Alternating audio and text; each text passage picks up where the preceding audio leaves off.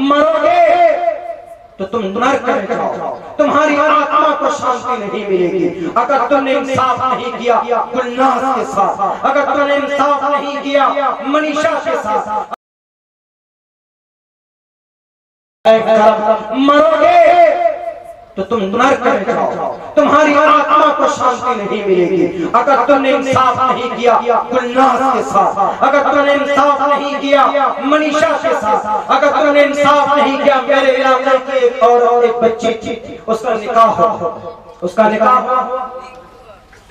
जब निकाह हो जाता है तो वो अपना सब कुछ उसी में समझती थी, अपना शौक। निकाह हो गया, मामला कंप्लीट है, उसके बाद अपनी उससे बात भी कर सकते हैं, उनके साथ घूम भी सकते हैं पर्दे में, मना नहीं इस्लाम के। तो उस बच्ची ने, गांव की देहात की बच्ची, उसका निकाह हो गया, लेकिन शायद वो जो लड़का था वो बाइक के चक्कर में उसको ये कहा, उसका डिमांड था कि मुझे बाइक दो, मेरी रुखसती से पहले मुझे बाइक चाहिए, मुझे फला गाड़ी चाहिए।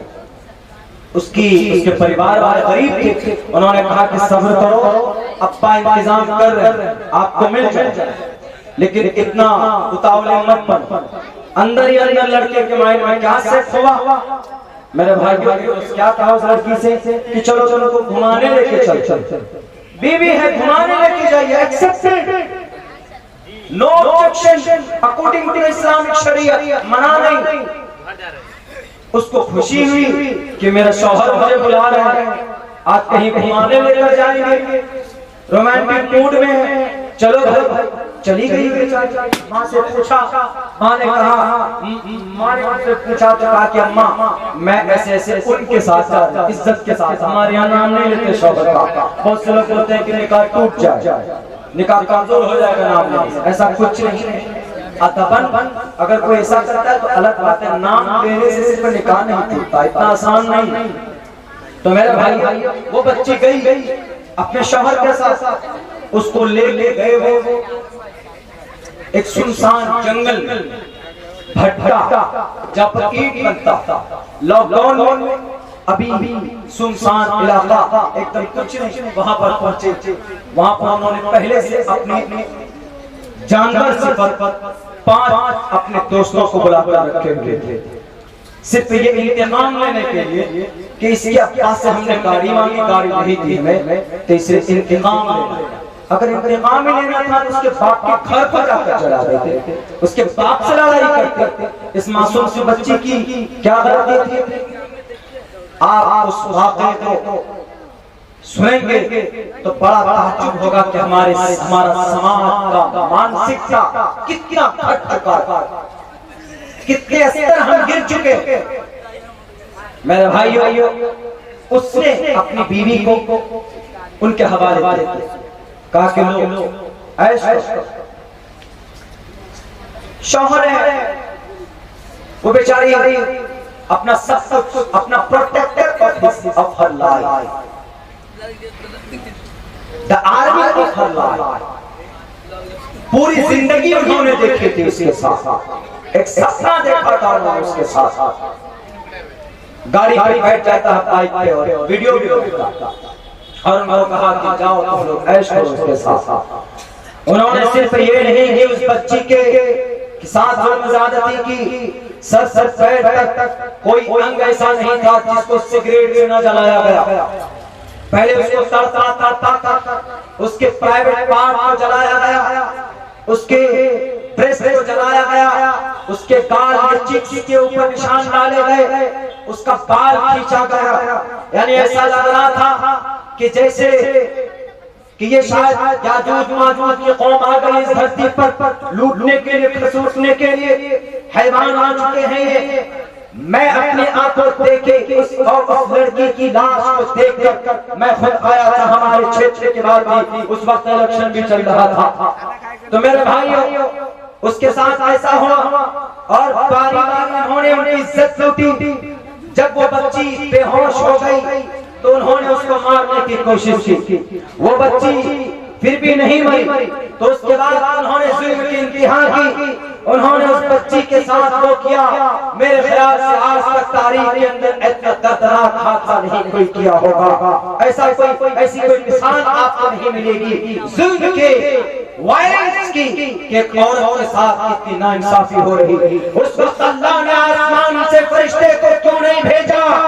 मेरे ख्याल से कोई भी आदमी दर्द से ये सवाल अल्लाह से कर सकता है कि अल्लाह आपकी सिफत क़हारियत की जोश में नहीं आई, आपने उस बच्चे को क्यों नहीं बचाया? उसके दोनों टांगों को फाड़ा गया, उसके प्राइवेट पार्ट को फाड़ कर उसके जिस्म के दो टुकड़े किए गए। हमने अपने नजरों से देखा। अपनी बीवी के साथ ये दरिंदगी, ये देश आगे नहीं जा सकता।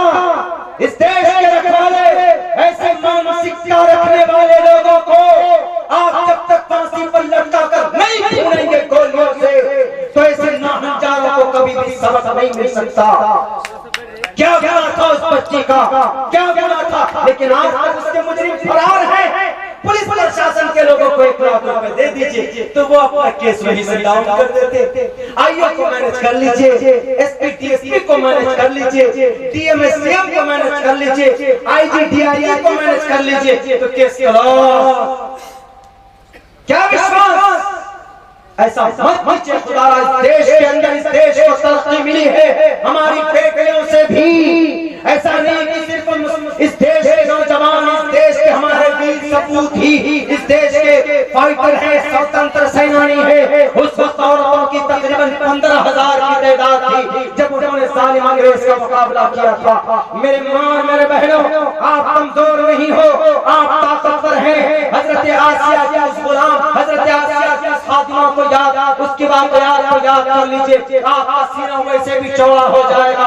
जब उनके बेटे को चूल्हे के अंदर डाला गया था और कहा गया था कि आसिया खादिमा, अगर तूने इस्लाम, अगर तूने इनका सपोर्ट नहीं छोड़ा, अगर तूने इनकी पुस्तकपनाही नहीं छोड़ी, मैं तुम्हारे इस बेटे को इस आग के अंदर डाल दूंगा, इसको जिंदा जलाकर भस्म कर दूंगा। लेकिन कुर्बान जाइए उस खादिमा के ऊपर। उन्होंने कहा कि मैं एक वफादार हूँ, मैं बहादुर हूँ, मैं बुज़दिल नहीं हूँ।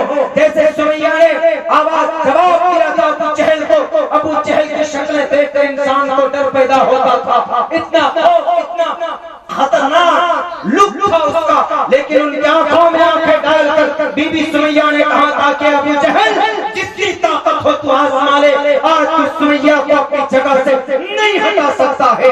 वो ताकत पैदा करो मेरी माओ, मेरी बहनों, समाज की बहू बेटियों, समाज के अंदर आप ताकतवर हैं, आपके अंदर वो ताकत है। आपको मैदान में आना होगा, आपको भी कमजोर बनना बंद करना होगा, बल्कि अल्लाह ने आपके अंदर ताकत दी है। अल्लाह तबारक व तआला ने आपके कड़ाइयों के अंदर ताकत दी है। आपको याद होना चाहिए खालिद बिन वलीद को एक मर्तबा अल्लाह तबारक व तआला ने उनके साथ ऐसे मौके लाए कि उस वक्त 70 कुफारों के बीच में आ गए थे। उन्होंने सोच लिया था कि आज मेरा आखिरी दिन है, आज मुझे कोई नहीं बचा सकता। कौन? खालिद बिन वलीद।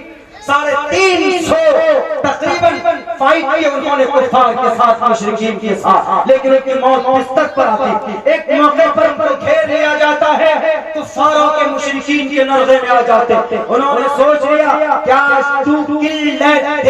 हमारे लिए आज खात्मे का दिन है, आज मुझे कोई नहीं बचा सकता। उन्होंने देखा कि बहुत तेजी के साथ एक घुड़सवार वहां से अपना नकाब पहने हुए आ रहा है, और देखा कि घुड़सवार में आते ही उन्होंने वो मर्दानी और वो बहादुरी दिखाई कि 70 कुफार को तकरीबन आधे घंटे के अंदर अपने मैदान से हटा दिया और वो जाने लगे। तो खालिद बिन वलीद ने कहा कि अल्लाह के बंदे तुम कौन हो, तुम अपनी शक्ल तो दिखा दो। उन्होंने कहा कि नहीं, मैं अगर शक्ल दिखा दिया मैंने तो आप शर्मसार हो जाएंगे, आपको शर्मिंदगी होगी, मैं अपनी शक्ल, मैं अपना चेहरा नहीं दिखा सकता। इशारे से उन्होंने बात की। उन्होंने कहा कि नहीं, मुझे शक्ल दिखाइए, मैं मुझसे डरते हैं कुफार और आप मेरी जान बचाए, जरा बताइए, दिखाइए शक्ल आप हैं। तो उन्होंने जब अपने चेहरे से नकाब को उठाया तो वो कोई मर्द नहीं, वो एक औरत थी, हज़रत खौला रज़ी अल्लाह तआला अन्हा।